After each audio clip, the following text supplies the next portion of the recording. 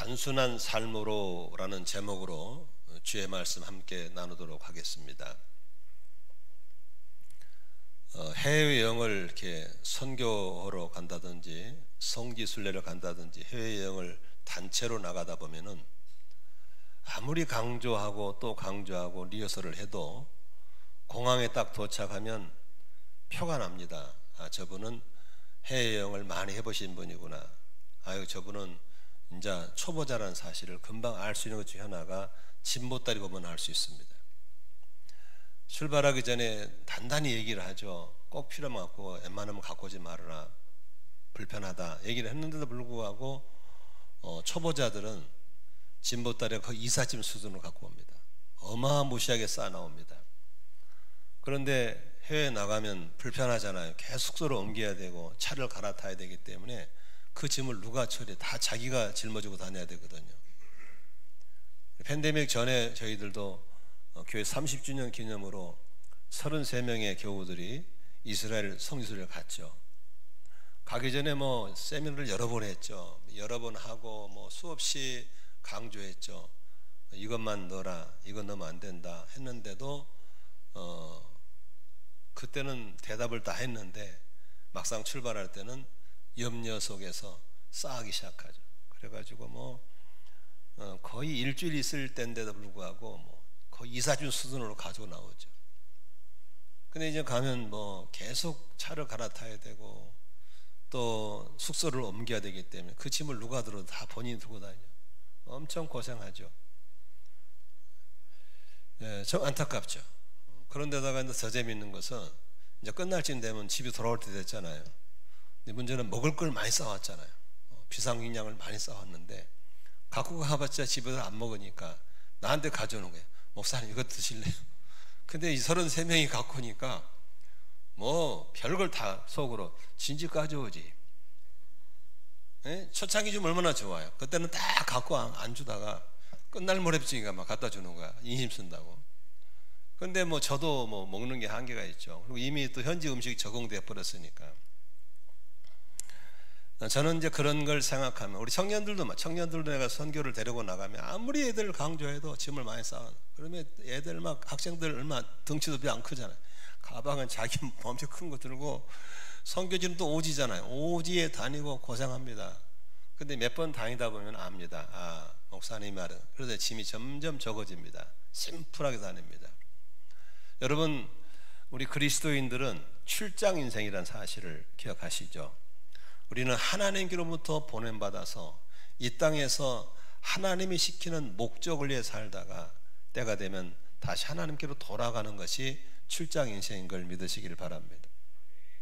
그렇다면 우리의 삶에 인생의 여행인데 나그네 길인데 너무 복잡하게 이것저것 잔뜩 들고 다니면서 해야 할 일은 못하고 진보다리 들다 고생하다 끝난 인생들도 있다는 겁니다.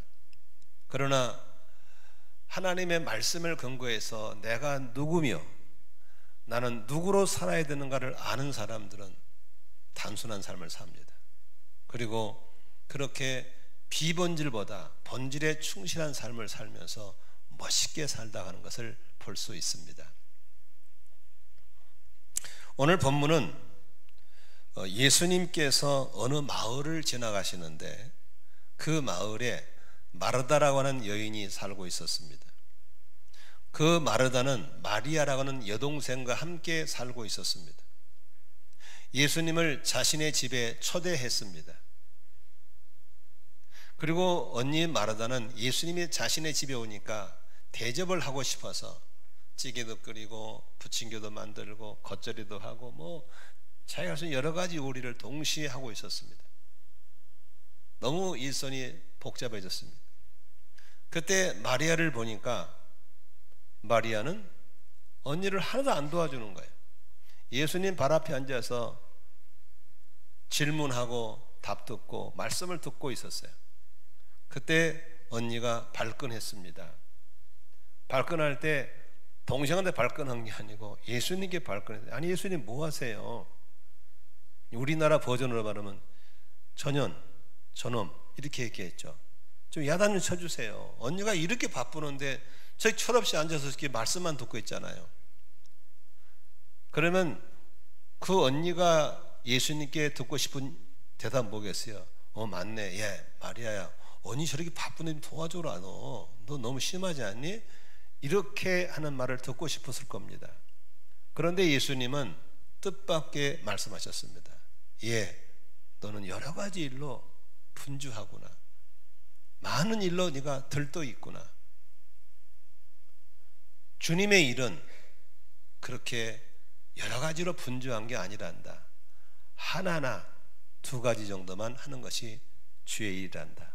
그러면서 마리아는 아주 좋은 걸 선택했기 때문에 이걸 절대 놓지 않을 거야 라고 오히려 마르다를 책망하시고 마리아를 칭찬한 걸 볼 수 있습니다.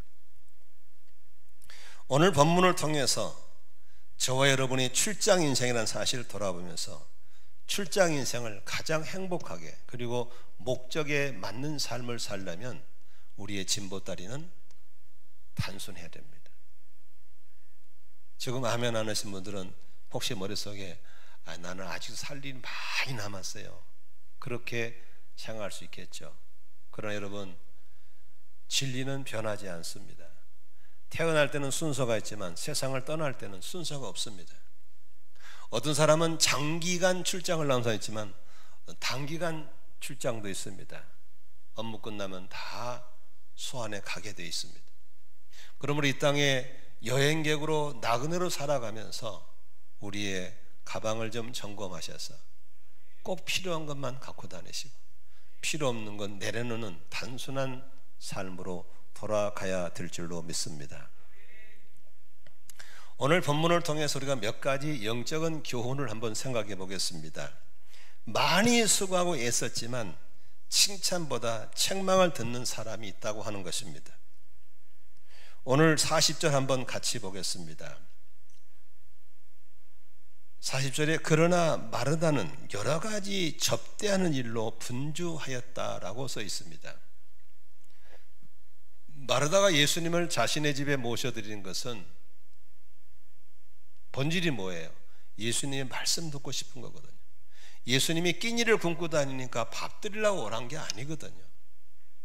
다시 말하면 본질을 놓고 비본질에 치중해 버렸을 때 많은 일에 수고할 수밖에 없고 많은 일에 수고하고도 칭찬이 아니라 책망을 듣게 된다는 사실입니다.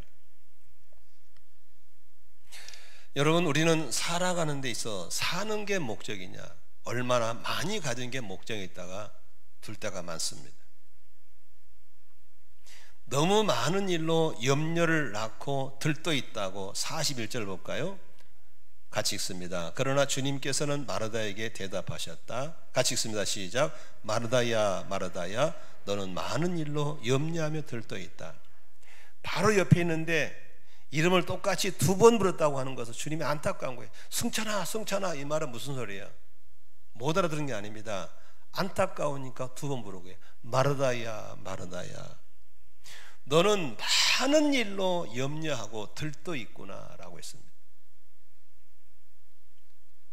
여러분, 그런 말이 있죠. 가지 많은 나무 뭐 없다? 바람 들 날이 없다 그러지 않습니까? 초보 여행자들의 짐가방에는 너무나 많은 가지수가 있어요. 뭐 단백질도 들어있고 비타민도 들어있고 또 뭐 껌도 들어있고 초콜릿도 들어있고 뭣도 들어있고. 그런데 이 하나하나가 다 염려거리입니다. 왜냐하면 초콜릿이라고 하는 것은 날씨가 더우면 녹아야 안 녹아? 녹습니다. 이스라엘 더워요. 그러니까 계속 여행하면서도 가이드 말을 듣는 게 아니고 신경 어디 가세요? 초콜릿 녹는데 저거 녹는데 또 음식 싸갔잖아요. 쉬잖아요. 저 쉬는데 어떻게 아니 지금 가이드 그 성지순례 와서 공부를 봐가지고 그것 들어야 되는데 계속 카드 몇 장 가고 카드 어디 있지? 하나는 갖고 있고 하나는 가방에 있는데 계속 이렇게 우리가 여러 가지 가지수가 많으면 바람들 날이 없는 거예요. 우리들이 지금 많은 소유하고 넓은 집을 가지고 있고 좋은 차를 타는 것에다가 포커스를 맞췄기 때문에 우리의 삶이 복잡해지는 거예요.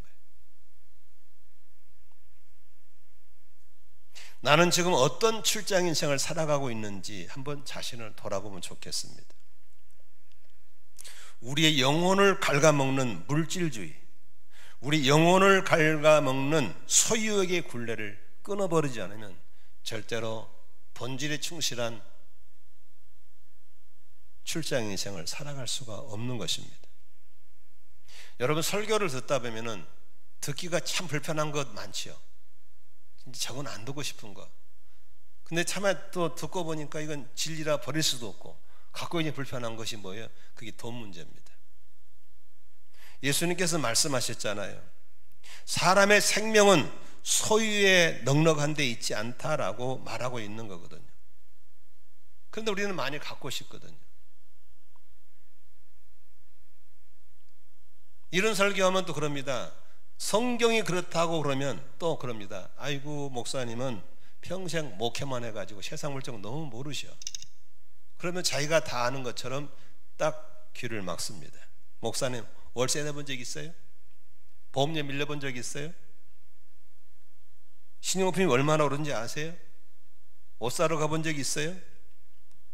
대출 상환 발등에 불 떨어진 거 경험해 본 적 있어요? 이자 밀려본 적 있어요? 그리고 미리 준비해 봤어요? 이렇게 하면서 나는 전혀 세상 물정 모르는 철없는 사람으로 저를 치부할 때가 있을 겁니다. 그러면서 내가 갖고 있는 게 더 잘 알아, 목사님은 몰라 라고 하면서 불편함에 벗어나려고 할 때가 많습니다. 그런데 우리가 갖고 있는 염려는 염려 안 할 수도 있지만 염려하고 있는 사람이 너무나 많습니다. 마가복음 4장 19절에 예수님이 이렇게 말씀하셨습니다. 세상의 염려와 재물의 유혹과 그 밖에 다른 일에 욕심이 들어와서 말씀을 막아서 열매를 맺지 못하게 한다고 그랬습니다. 우리들 속에 재물의 욕심을 버린다면, 세상의 유혹을 이길 수만 있다면, 우리 속에 들어와서 싹이 트고 있는 욕심만 꺾을 수만 있다면 우리는 본질에 충실할 수 있고 행복할 수 있고 병도 들지 않을 수 있습니다. 어제 그제 우리 교회에 오셔서 말씀을 전해주신 한국가정교회 사역원장이신 이경준 목사님, 우리에게 설교를 오신 분 아시죠? 그분은 제가 참 개인적으로 굉장히 존경합니다. 뭐 아시다시피 우리나라 가장 좋은 대학에 공과대학을 나오셨습니다. 그리고 소위 큰 대기업의 아주 유명한 이랜드라는 회사에 사목으로 계셨습니다. 이사입니다. 그리고 그런 좋은 공부를 많이 하시고 머리가 똑똑하니까 큰 출판사의 사장도 하셨고, 한마디로 소유에 대해서 자유할 만큼 돈도 벌을 수 있는 사람입니다. 근데 그분을 만나면 항상 자유롭습니다. 편안합니다. 왜 그러냐? 절대로 자기 분수를 벗어나지 않습니다. 집으로 말하면 집이 가볍습니다. 가뿐합니다. 그분 지론은 간단합니다. 조금 불편하면 되지. 마음이 편하는 게 중요하다는 겁니다. 근데 너무나 많은 사람들이 소유욕과 넓은 차, 좋은 집, 비싼 옷에다가 행복을 걸어버리기 때문에 자기의 분수에 맞지 않는 대출을 받아야 되고, 그리고 그 빚값도 힘쓰고. 아니, 몸이 편하려고 마음이 불편하면 안 되잖아요. 내 몸은 분수에 맞게 살더라도 마음이 편해야 될 줄로 믿습니다.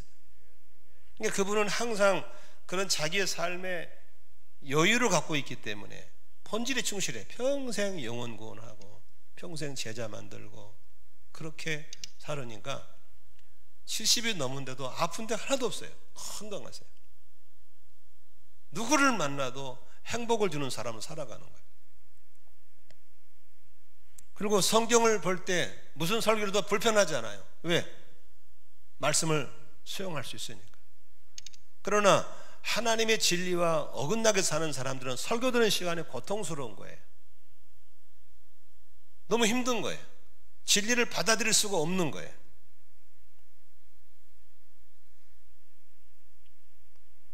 나에게 무엇이 염려됩니까? 월세, 대출 이자, 뭐 사야 되고 갚아야 되고.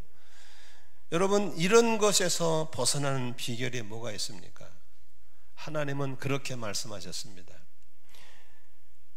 마태복음 6장 31절에 보니까 그러므로 무엇을 먹을까, 무엇을 마실까, 무엇을 입을까 걱정하지 말아라. 이 모든 것은 이방 사람들, 즉 안 믿는 사람들이 구하는 것이다. 너희 하나님의 자녀들은 하늘 아버지께서는 이 모든 너희에게 필요한 걸 다 아신다. 하나님은 이 땅에 우리를 자녀로 부르셔서 우리에게 뭘 입을지, 뭘 먹을지, 뭘 잘지를 다 알고 있다고 말씀하고 있는 것입니다. 그러면서 마태복음 6장 33절에 보니까 너희는 먼저 하나님의 나라와 하나님의 의를 구해라. 그러면 이 모든 걸 너희에게 더하여 주실 것이다. 아멘이시죠? 그냥 주시는 것이 아니고 더해서 연져준다고 말씀한 걸 믿으시기 바랍니다. 우리는 설교를 들을 때 자기의 필요한 것만 쪽쪽 빨아먹고 불편하면 갖다 버려버리는 편식하신 분이 있죠. 건강한 신앙이 될 수가 없습니다. 오늘도 우리는 평생 골 빠지게 수고하고 나중에 책망 듣는 그런 마르다간 사람이 돼서는 안 될 줄로 믿습니다. 오늘도 우리는 세상에 수많은 복잡한 것들이 우리를 자꾸 유혹하는 겁니다. 아니야, 저 목사님 설교는 거짓말이야. 저분은 세상 물정을 몰라. 뭐니 해도 뭐니가 필요해. 돈을 많이 모아야 돼. 뭐니 해도 집 평수 넓어야 돼. 너 가봤잖아, 친구 집에. 얼마나 좋아. 차 이게 뭐냐? 차 좋은 차 타야 돼. 이 옷이 그게 뭐야? 메이커 입어야 돼. 시계 비싼 거 차야 돼. 야, 판마 그게 뭐냐? 어디서 해야 돼? 멋있는 판마가 나와. 뭐 그러면서 수많은 우리에게 소유에 대한 올무로 우리를 묶기 시작하고 있는 겁니다. 그래서 분수에 안 맞는 삶을 살고, 분수에 안 맞는 옷을 입고 다니고, 분수에 안 맞는 집에 살고, 분수에 안 맞는 차를 타고 다니면서 마음병 들고 스트레스 받고, 그래서 사람이 서서히 죽어가는데, 애쓰고 수고했지만 막상 주 앞에 서면 마르다처럼 책망 듣는 겁니다. 뭐라고 책망 듣습니까? 너는 많은 일로 염려하며 들떠 있다. 들떠 있다는 게 뭐죠? 뿌리는 흙에 잘 잠겨 서는 거지, 흙과 들떠 있으면 죽어버립니다. 오늘도 마르다와 같은 그런 인생을 살고 있다면, 이 설교가 듣기가 불편하시다면 그래도 들으셔야 됩니다. 그래서 여러분들이 남은 삶은 충실한 출장 인생으로 돌아오시기를 주의 이름으로 축원합니다. 두 번째 생각해 볼 수 있는 것은 예수님께 칭찬받은 마리아의 선택을 볼 수 있습니다. 어떻게 생각하면 마리아는 철없어요. 언니가 그리 바쁜데 좀 도와주지. 철없이 예수님 발 앞에서 저게 뭔 짓 하고 있는 거야, 다 큰 놈이. 이렇게 할 수 있겠죠. 그러나 마리아는 예수님이 우리 집에 오신 이유를 알고 있는 거예요. 밥 잡수러 오신 게 아니에요. 배고파서 굶주린 배를 채우러 오신 분이 아니라는 겁니다. 예수님은 우리에게 진리를 전하러 오셨고, 영적인 원리를 풀어주러 오셨고, 나에게 영원한 소망을 주러 오신 분의 사실을 알고 있었어요. 그리고 예수님께 궁금한 게 너무 많았어요. 그래서 예수님 앞에 묻기도 하고 듣기도 하고 묻기도 하고 듣기도 하는 거예요.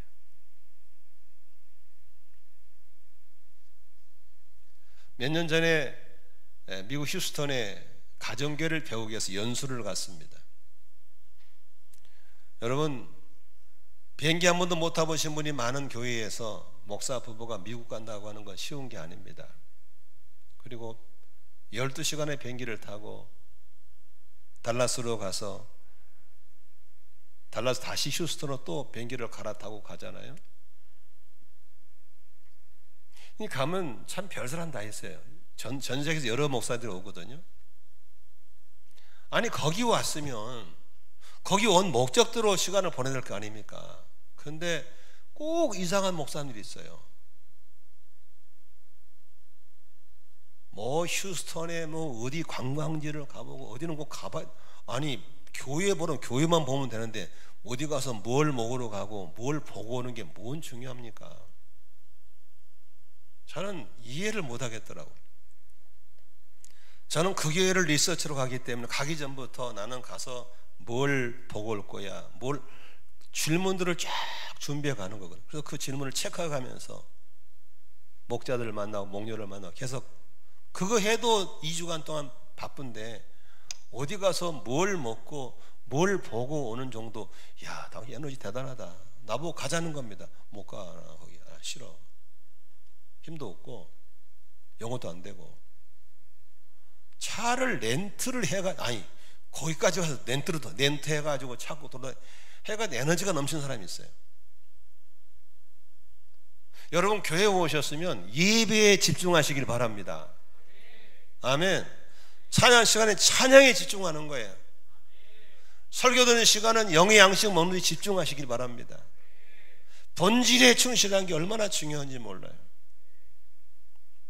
비본질에 충실하면 안 되죠. 오늘날 한국교회가 욕을 직살하게 먹고 있고 국민들이 교회를 버리는 이유가 어디 있습니까? 교회가 해야 될 본질을 상실했기 때문에 그런 겁니다.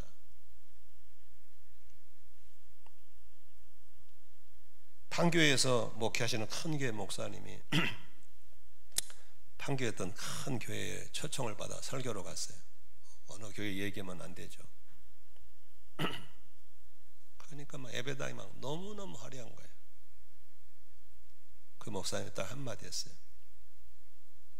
이렇게 웅장하고 이렇게 화려한 건물 진이라고 얼마나 수고하셨습니까? 얼마나 많은 헌금들을 내셨습니까? 그러나 앞으로 50년 후에 이 건물이 어떻게 될 것 같습니까?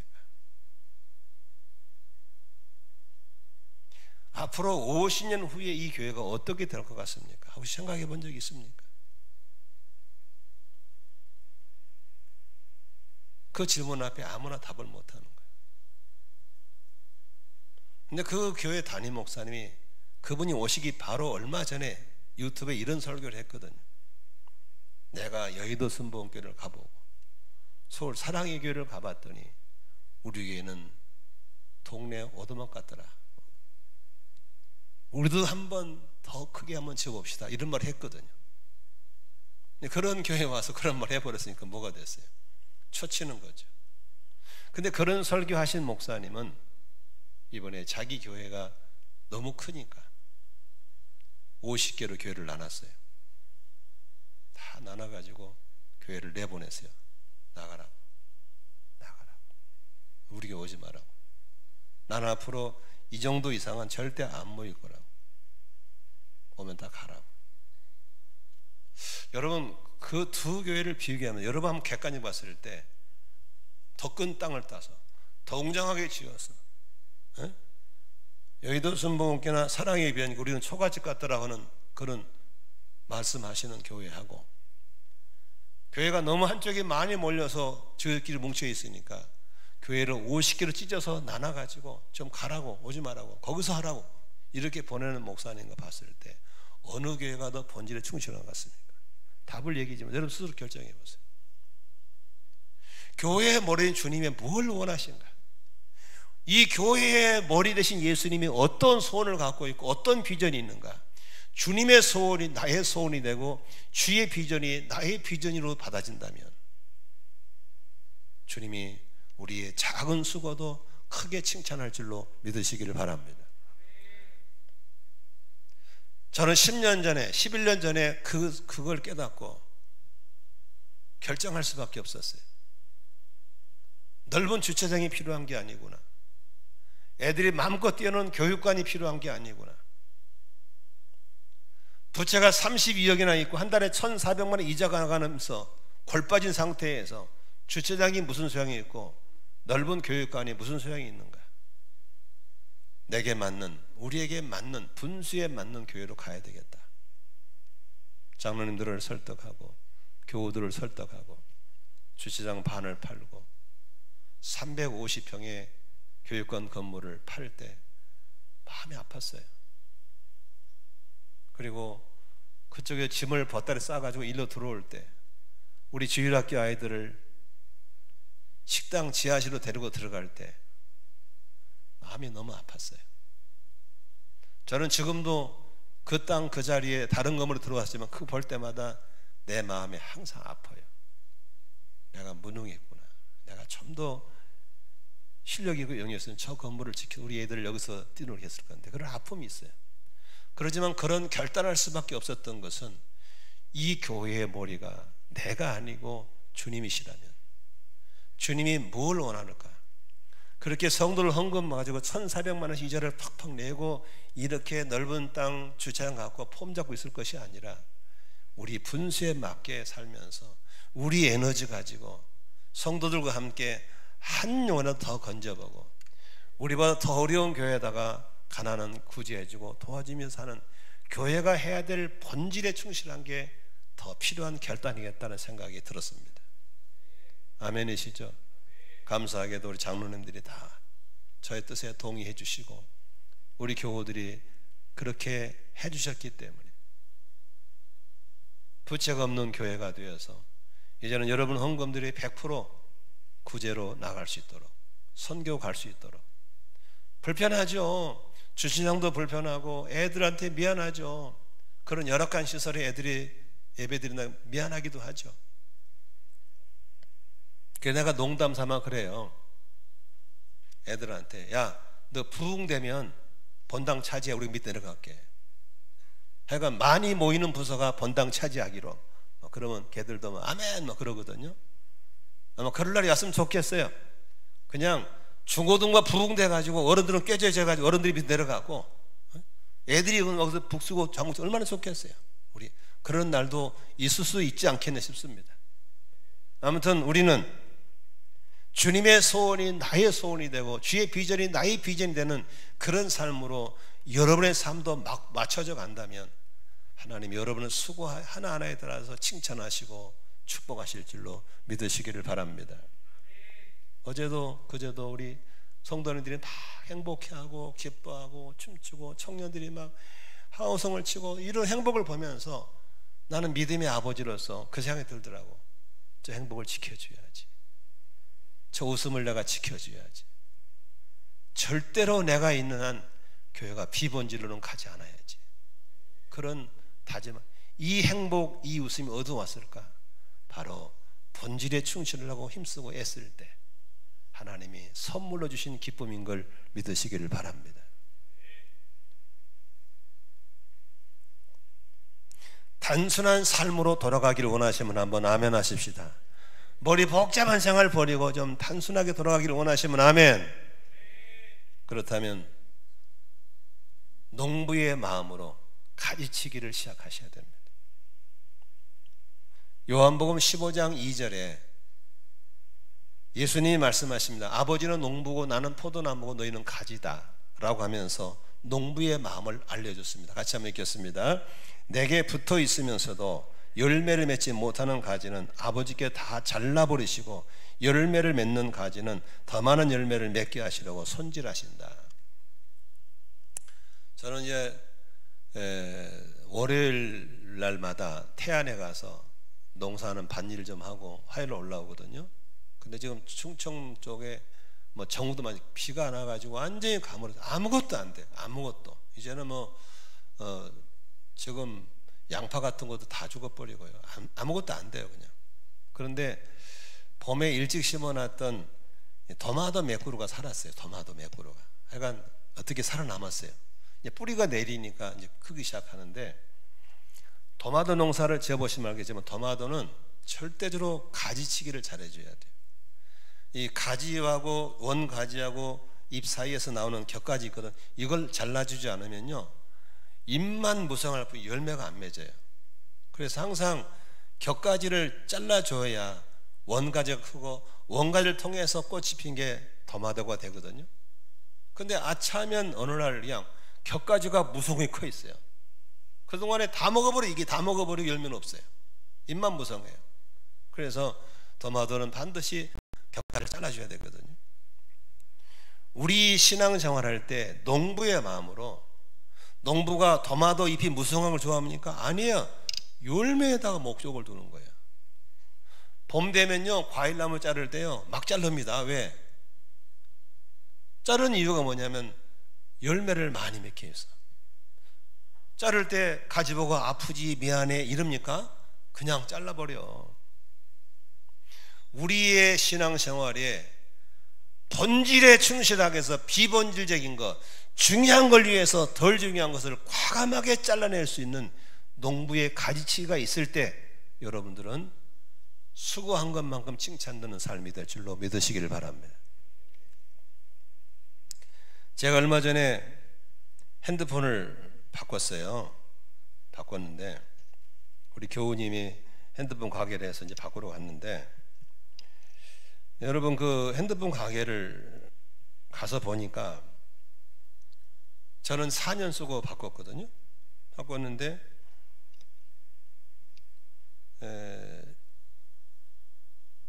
배터리가 잘 나가요. 안 돼. 그래서 바꿨는데, 새로 바꿨는데 새 버전인데도 오래 못 쓰는 거야.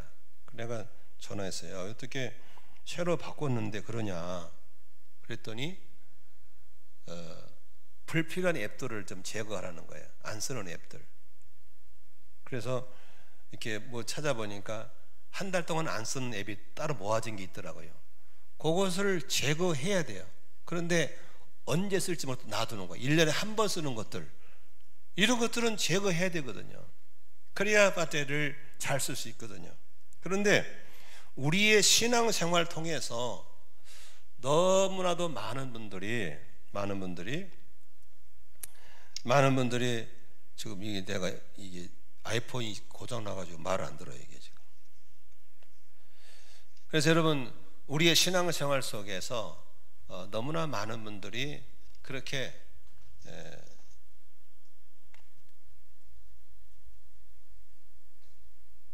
불필요한 걸 갖고 있는 거예요.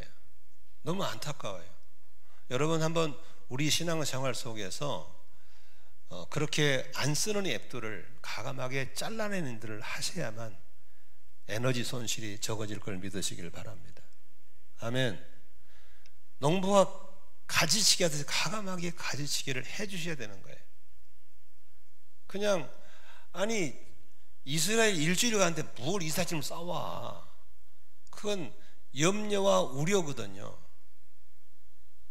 그런데 그렇게 바리바리 싸들어 갔다가 다시 가져오고 다 버리고 오는 걸 보면서 저건 아니다. 핸드폰에, 스마트폰에 안 쓰는 앱들은 1년 전에 달고 뭐 다른 건 다 제거해버려야만 또 필요하면 깔면 되잖아요. 근데 그걸 그대로 놔두니까 그냥 새 사서도 배터리가 다 먹어버려요. 너무너무 안타깝지 않습니까? 우리의 삶 속에 이제 단순함으로 돌아가기 위한 결정은 가지치기를 하시기를 주의 이름으로 축원합니다. 큰 소리로 아멘 하십시다. 가지치기 하셔야 돼요. 예? 가지치기 하지 않으면 우리의 삶 속에는 안 되는 거예요. 가지치기 하셔야 돼요.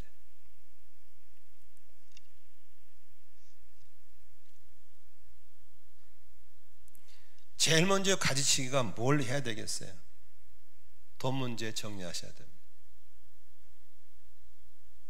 여러분, 우리는 교회에서 이렇게 옳은 말, 진리도 듣지만 밖에 나가면 사탄이 가진 거짓말을 많이 듣습니다. 돈이 있어야 돼. 집이 넓어야 돼. 차를 좋은 거 사야 돼. 옷은 명품을 입어야 돼. 이런 거짓말들을 많이 듣거든요. 그게 행복이야 라고 얘기를 합니다. 그런데 우리는 우리의 소유욕의 굴레를 끊는 이런 아주 나를 젖먹게 하고 망하게 하는 이런 욕구에 대해서 과감하게 정리하지 않으면 절대로 우리는 이 굴레를 벗어날 수 없다는 사실입니다. 소유에 대한 욕구는 우리를 바쁘게 만들고, 소유에 대한 욕구는 우리를 더 병들게 만들어 버립니다. 마태복음 6장 24절을 보면 이런 말씀이 있습니다. 아무도 두 주인을 섬기지 못한다. 한쪽을 미워하고 다른 쪽을 사랑하거나 한쪽을 중히 여기고 다른 쪽을 업신 여길 것이다. 기독교인들 중에서 욕심 많은 분이 있어요. 세상에서도 인기 있고 교회에서도 인정받는 사람이 있어요. 안 됩니다. 돈도 많이 갖고 있고 교회 신앙도 인정받으면 안 돼요. 성경에는 그렇게 말했어요. 부자가 천국 가는 건 너무 어렵다. 한마디로 불가능합니다. 낙타를 타고 바늘기로 들어가는 거 그거 불가능한 거예요. 주님이 안 된다는 소리거든요. 그렇다면 어떻게 천국 가십니까? 네가 다 팔어. 다 나눠주고 와. 그럼 갈 수 있어. 팔 수 있어요? 버릴 수 있어요? 그래서 부자가 천국 못 가는 거예요. 천국도 가고 싶고 부자도 되고 싶은 게 이게 문제라는 거죠. 여러분, 한 남자가 두 여자하고 살 수 있어요? 안 되는 거예요. 101호 102호사는 왔다 갔다 할 수 있어요? 아무리 마음에 들어도 한쪽은 내려놔야 되는 거예요. 그런데 이 주님의 극단적인 이런 지시 앞에 우리가 어떻게 살아가야 될 것인가, 그 비결을 가르쳐 줄게요. 예수님의 습관을 가져야 될 줄로 믿습니다. 이것은 아무것도 없이 산속에 들어가 살아라는 게 아니에요. 풀 뿌리고 살아라는 게 아닙니다. 간편하게 사는 연습을 하셔야 됩니다. 조수아 베카라는 사람이 이렇게 말했습니다. 그게 어떤 삶이냐면, 가장 중요한 것은 자꾸 확장을 시키고 덜 중요한 건 자꾸 빼내라고 그랬어요. 아까 앱 얘기했잖아요. 스마트폰 앱에 중요한 앱은 전면에 자꾸 내오고 덜 중요한 앱들은 제거하든지 뒤로 밀어 빼라는 겁니다. 그러므로 우리 신앙생활 속에 나에게 있어서 무엇이 중요한가, 무엇이 중요한가, 중요한 쪽에다가 에너지를 쓰고 덜 중요한 데는 에너지를 공급을 빼주라는 겁니다. 이 삶을 시도하시기를 주의 이름으로 축원합니다. 아까 말한 그 가사운 원장님이 그렇게 좋은 대학에 공대를 나오시고 그렇게 돈을 벌 수 있었지만 하나님의 소원을 갖고 있다 보니까 영혼을 구원하고 제자를 만들려 하다 보니까 거기 따라가다가는 안 되겠더라는 거예요. 그래서 짐을 다 정리하는 거예요. 다 과감하게 정리해버리고 홀가분하게 아무도 매이지 않고 그 일에 올인할 수 있도록 만들다 보니까 그렇게 된 거예요. 그러다 보니까 그런 행복이 찾아오고 여유가 찾아왔다는 거예요. 그러므로 중요한 것, 덜 중요한 것 중에서 중요한 것에다가 포커스를 맞춰 그쪽에다가 에너지를 쏟는 자가 되시기를 바랍니다. 지금 우리나라 사람들은 지나치게 물질 만능주의에 빠져 있다고 봐요. 자본주의가 좋긴 하지만 자본주의보다 더 좋은 게 나온다면 그걸 버리고 가야 됩니다. 그런데 자본주의 이상의 좋은 게 없기 때문에 그냥 매여 있는 게, 자본주의가 다 좋은 건 아닙니다. 왜냐하면 돈이 우상이 되다 보니까 돈 때문에 인간을 너무 비참하게 만드는 거예요. 의사들도 양심에 어긋난 의사가 나오는 거예요. 수술하지 않을 걸 수술해버리고 주사 놓지 않은 걸 주사를 놔버리고 약을 비싼 약을 처방해버리고, 이 의사가 하는 얘기예요.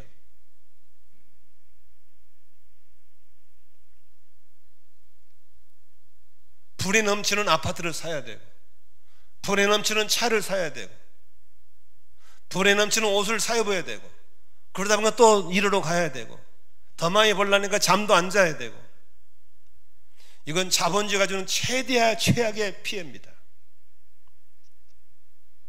우리 교우들 11조를 쭉 체크해 보니까 저희 교우들 가운데서 웬만한 분들은 1년에 3천만 원은 벌더라고요. 1년에 연봉이. 다시 말하면 연봉 3천만 원 수입은요 전 세계 10%대의 부자들입니다. 다시 말하면 우리 교인들이 아무리 서민하지만 우리 교인들은 세계 10%대에 들은 부자들이 대부분입니다. 연봉 4천이 넘으신 분들은요 전 세계 1%대 부자들입니다. 75억 가운데 1%대 부자들이 저희 교인들 많습니다. 자꾸 비교해서 그러죠. 한번 전체를 꺼내놓고 보면요 우리나라 잘 사는 나라입니다. 아무도 아멘 안 하시죠? 독지 좋죠. 대중교통 좋죠. 10m, 20m 사이 편의점 쫙 깔려 있죠. 이런 나라가 어디 있어요? 얼마 전에 캐나다에 살고 있던 한 목사님 나오셨어요. 뭐하러 나오니까 인프라로 왔대요. 임플란트. 캐나다는 임플란트 400만 원이래요. 하나에. 한국에는요 60% 넘으면 2대씩 또 해줘. 그런 나라가 어디 있어요? 소유해 두지 말고 이제 뭐가 더 중요한지, 내가 출장 인생으로서 뭐에 힘쓰다 가야 될 것인지 그쪽에다가 포커스를 맞추면 새로운 행복이 보이고 수고에 따른 하나님의 축복이 따라올 줄로 믿으시기를 바랍니다. 단순함을 위해서 구체적으로 제거해야 할 가지치기 몇 가지를 가르쳐 드리겠습니다. 첫째로, 물건을 사기 전에 그 품목에 진짜 비용을 좀 잘 따져보고 사시기를 바랍니다. 두 번째, 물건을 사기 전에, 우리 청년들 좀 죄송하지만 좀 들으세요. 이 내가 쓰고 먹고 버린 물건이 이 지구상에 어떤 피해를 주는가 좀 생각하면 좋겠어요. 지난주에 화요일 날 여기서 목회자 리허설이 있었어요. 22명의 목사님, 사모님이 모였어요. 그 일을 총괄하신 목사님이 저희 고등학교 후배예요. 연락이 왔어요. 선배님, 22명 목사님들 도시락을 시키려고 그럽니다. 도시락 좀 아는데 알려주세요 그래. 제가 그래서 왜? 그랬더니 22명 식사한다는 거예요. 그래서 22명 들어가는 식당은 우리나라 안산에 천지박살이다. 식당에 가서 먹자. 그러면 도시락도 안 버리고 음식도 안 버리지 않냐. 그런데 시켜다 먹으면 편할 수는 있지만 다 플라스틱 탱인데 어떻게 할 거냐 이거. 그래서 제 말 듣고 식당에서 먹었어요. 가서 누구 원하면 골라 먹어. 그래 남기지 마. 그러니까 깔끔하게 먹고 돈은 돈대로 너무 좋더라고요. 우리 청년들, 나는 청년들이 우리에게 많은 건 너무 감사해요. 그래서 걔들을 내가 웬만하면 잔소리 안 하고 싶어요. 그러나 이때는 해야 돼. 편하게 시켜 먹으면 좋죠. 그러나 그 나온 쓰레기가 어떻게 이 땅에 해를 끼치고 나만 쓸 지구가 아니고 후손들이 써야 할 지구를 어떻게 생각한다면 웬만하면 컵도 먹을 것 갖다 먹고 웬만하면 식당에 가서 먹고, 그래서 쓰레기와 음식 쓰레기를 줄이는 쪽으로 가야 될 줄로 믿습니다. 상당히 불편하시죠? 그리고 이럴 때 좀 아멘 해주셔야 하나님이 기뻐하는 거예요. 아멘. 그리고 물건을 살 때 필요한 건 사야 되죠. 당연히 사야 됩니다. 그러나 이게 필요한 것인지 내가 원하는 것인지 원투냐 리드냐를 꼭 물어보셔야 됩니다. 그래서 원하는 건 사면 안 됩니다. 필요한 것만 사셔야 됩니다. 원하는 거 사놓고 집에 쌓아놓고 안 써. 그 나쁜 짓 누가 해? 제가 그걸 참 많이 했어요. 책을 보면 자꾸 욕심이 생겨. 책을 사나 바쁘지 못 두고 싸나. 그러니까 서재 책들이 많았지만 내가 다 안 본 책들이 나 날마다 회개해. 요새는 그래서 우리 아들이 독서를 많이 하잖아요. 아주 책받침을 종을 사다 줬어요. 아빠 여기 앉아고 요렇게 읽는 거야. 여기 독서를 배우고 있어요. 그래가지고 지금 하루에 30분씩 무조건 앉아 있어야 돼. 알았지? 어기면 나도 금방 이러면서 막 나한테 압력을 내. 요새는 지금 원해서 샀던 책들을 필요한 책으로 만들려고 열심히 노력하고 있어요. 물건을 사실 때 주부님들도 그냥 덜렁덜렁 담아오시지 말고 이게 원투냐 리드냐를 꼭 물어보셔서 필요한 건 사시되 원하는 것은 웬만하면 제낄 수 있기를 바랍니다. 아멘 하면 다 내 것 되는 겁니다. 그 다음에 광고 선전 들을 때 정신 바짝 차려야 됩니다. 거의 거짓말입니다. 다 그러면 안 돼요. 거의 거짓말입니다. 왜냐하면 그 광고를 만든 사람들은요 그것만 연구한 사람이에요. 어떻게 충동질해서 사게 만들 거가 연구하기 때문에 정신 안 차리면 넘어가게 되어 있습니다. 그러므로 정말 광고 선전에 넘어가지 마시고 정신 차리시기를 바랍니다. 그 다음에 물건을 사지 말고 서로 이렇게 공유하는 습관을 가지면 좋겠습니다. 초대교회 유명한 교부가 이런 말을 했습니다. 네 마누라 말고는 다 공동으로 소유해라. 마누라만 딱 네 거 챙겨놓고 다른 건 다 서로 나눠 쓰라는 겁니다. 여러분, 잠시 살 걸 쓸 걸 갖다가 사면 안 됩니다. 잠시 쓸 것은 빌려 쓰기를 바랍니다. 우리 목장에서 그렇게 한 필요 있어요. 목장에서 그 한 번 쓰려고 사놓고 놔두지 말고 좀 같이 돌렸으면 좋겠어요. 아멘이시죠? 그 다음에 주는 습관 가지시기 바랍니다. 그건 예수님 말씀하셨습니다. 받는 것보다 주는 게 더 복이 있다고. 받는 것도 복이 있지만 주는 건 더 복이 있는 줄로 믿습니다. 더 복이 있는 사람 되시기를 주의 이름으로 축원합니다. 특히 여기 할머니 할아버지들 좀 집에 가서 속옷 반스 좀 찾아봐. 그거 다 입으셔야 돼. 안 입으려면 갖다 넣어줘. 아이고, 장례집 가보면 그렇게 속옷을 많이 챙겨놨어. 노인네들이 나중에 입은다고. 지금은 다 떨어진 거 입고 있고. 그러지 말고 다 입으셔야 돼. 다 입고 자꾸 주셔야 돼. 그리고 나중에 쓰려고 놔둔 거 자꾸 우리, 그래서 요새 OK마트가 좀 많이 곰팡이 써가고 있는데 거기 좀 많이 올리셔서 서로 물건들을 공유할 수 있기를 바랍니다. 이 얘기하면 또 얘기를 안 할 수가 없는데, 제 아들하고 저하고 둘이서 사우나를 갔어요. 근데 이태리 타월을 안 갖고 갔어. 살까 말까 하는데 누가 이렇게 씩씩 물르고 탁 던지고 가더라고요. 이게 쓰레기통에 이태리 타월이 있는 거야. 그러니까 자기만 문지르고 버린 거야. 내가 줄기 보고, 야, 저거 갖고 와라. 왜? 그러니까 저게 뭔 죄가 있냐? 씻어 쓰자. 알았어요. 그래서 야, 씻어. 그래가지고 아빠 등 좀 밀어. 내가 등 밀어줄게. 그 다음에 아빠 이거 어떻게 가지고 가자. 앞으로 더 쓸 수 있다. 나는 우리 아들 이런 면이 참 좋아요. 웬만하면 맡으면 아이 아빠 창피하게 남의 쓴 때를 이렇게 할 수 있어요. 그런 내가 그랬어요. 야, 이게 무슨 죄가 있냐? 저 인간의 죄가 있지. 우리 물건 함부로 버리면 안 됩니다. 아멘이시죠? 이거 맞는다고 돈 들고 갖다 버려 처리한다고 돈 들고 이게 뭔 죄야? 그래서 갖다가 깨끗이 써가지고 지금도 쓰고 있어. 우리 아들하고 저는 절대 목욕탕에서 이태리 타월 안 삽니다. 쓰레기통이 너무 많은데 왜 또 사? 우리의 생각을 바꾸면, 혹시 여러분 들으시면서 수준이 안 맞다고 아유 지저분하게 저 부자지간에, 아닙니다. 우리가 생각을 바꾸시면 하나님이 기뻐할 줄로 믿습니다. 단순한 삶은 어떤 삶입니까?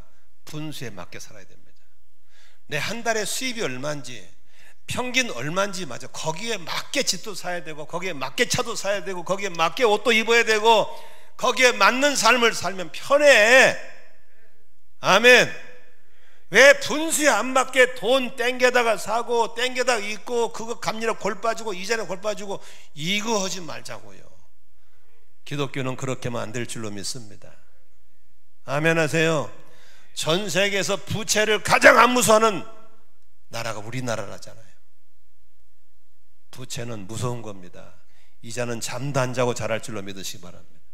그러므로 과하게 제가 땅 팔고 정리해버린 것처럼 부채를 정리하시고 분수에 맞게 살면서 그래도 10%씩이라도 저금해가며 사는 그런 여유 있는 삶으로 돌아오기를 주의 이름으로 축원합니다. 큰 소리로 아멘 하세요. 마지막으로 한 가지 더 가르쳐 드릴게요. 소유하지 않고 사는 즐거움을 배워야 됩니다. 저는 너무 감사한 건 하나님이 우리 교회 앞에다가 이런 놀이터를 만들어 놨어. 시에서 관리 쓰기는 우리 보고 써라고 그래. 얼마나 감사합니까? 그렇죠? 옆으로 100m만 가면 거대한 운동장을 만들어 놓고 우리 보고 쏘래. 저 운동장 누구 거요? 우리 거요. 근데 바로 옆에 계단만 올라가면 1.2km의 산책로를 쫙 만들어 놨어. 누구 쏘라고? 우리 쏘라. 저 우리 거예요 저거. 아멘. 그런 것들을 활용하면서 하는 여유를 누리시기를 바랍니다. 아멘이시죠? 공원이 다 우리 거고. 전국에서 녹지대가 제일 많은 도시가 안산입니다. 57%가 녹지대입니다. 이렇게 좋은 도시가 어디 있어요? 그런데 그 녹지대를 못 누리고 맨날 골방에 앉아가 골골거리고 사는 건 안 되는 거예요. 누리셔야 됩니다. 아멘. 그리고 범사에 감사하셔야 돼요. 저는 아침에 샤워하다가 또 한 가지 큰 감사를 했어요. 샤워하는데 갑자기 뜨신 물에 팍 나면 뜨거운 거예요. 우쳐 하면서 불을 쫙 온도를 조절하는 순간에, 이야, 지옥 가면 뜨거워도 온도 조절기가 없잖아. 지옥은. 하나님 감사합니다. 뜨거울 때 줄일 수가 있고, 사우나가 뜨겁다가 뜨거워 나갈 때도 너무 감사해요. 지옥은 나갈 수도 없는데 하나님 예수 믿고 지옥 가지 않은 걸 감사합니다. 늘 감사하시기를 주의 이름으로 축원합니다. 이 삶은 얼마나 좋겠어요. 사소한 일부터 줄이셔야 됩니다. 단순한 삶은 그냥 사소한 것부터 정리해 나가시기를 바라고, 오늘도 그리스도 예수의 사람들은 정욕과 욕망과 함께 자기 육체의 십자가를 못 박았습니다. 우리가 성령으로 삶을 얻었으니 우리는 성령이 인도해 주심 따라 살아가시기를 주의 이름으로 축원합니다. 결단에 기도하겠습니다. 지옥 같은 소유욕의 굴레를 끊는 예수의 습관이 나의 습관이 되기를 원하시면 아멘 하십시다. 예수님의 소원이 나의 소원이 되고 예수의 비전이 나의 비전이 되어서 우리의 삶을 그쪽으로 맞춰가기로, 그쪽을 자꾸 강화하기로, 그래서 VIP를 품고 VIP를 찾아가는 삶이 되기를 원하시면 아멘 하십시다. 단순한 삶을 향해서 오늘부터 가지치기를 결정하시면 아멘 하십시다. 출장 인생으로 비번지를 벗어나고 번지를 위해서 과감하게 나아가는 한 걸음 한 걸음 되시기를 원하시면 아멘 하십시다. 우리 다 같이 기도하겠습니다. 주신 말씀 기억하면서 1분 정도만 조용히 주의 음성 듣는 시간을 갖도록 하겠습니다.